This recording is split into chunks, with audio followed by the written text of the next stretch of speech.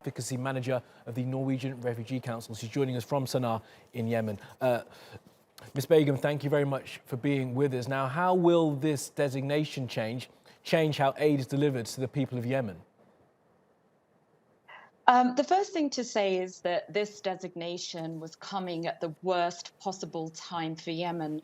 We have 16 million people in the country who are on the verge of starvation, 50,000 people already living in famine-like conditions. We've got an economy facing multiple crises, and people are losing their jobs at the same time as food prices are escalating. So our main concern about these designations are for people like Mohammed in Sana'a, who had already seen his food aid slashed, and that this would punish the Yemeni civilians. And of course, the designation was put in place by Trump in his last couple of days in office. It's been reversed now by Biden. Did it have time to start affecting people like Mohammed in Sana'a, as you mentioned?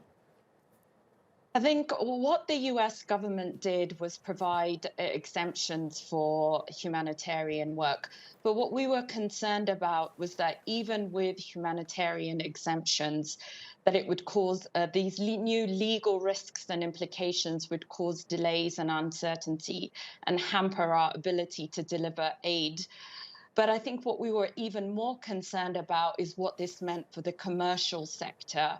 So Yemen imports 80% of its food, fuel, and medicines. And this was causing huge uncertainty for the commercial sector.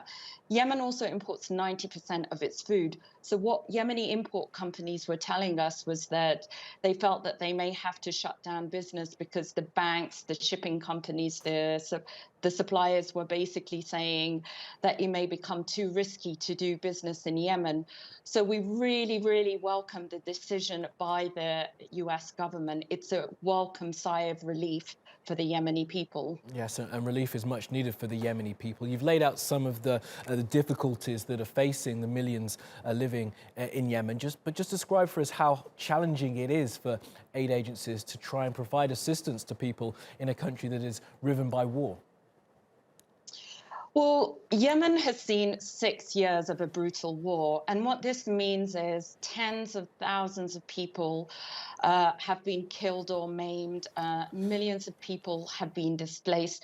The country's infrastructure, the schools, hospitals, farms, markets, businesses, these have all been destroyed. And currently at the moment, what we're also seeing is an escalation of conflict. So we're working in these incredibly difficult circumstances to get aid to people. And what this designation, if it had stayed in place, would have done, would have made it even more difficult. It would have destroyed the economy. It would have been really hard for us to get food, fuel, and medicines into the country.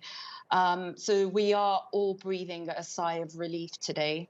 Okay, Sultana Begum from the Norwegian Refugee Council in Sana'a in Yemen. Thank you for your time, and I wish you luck in your work.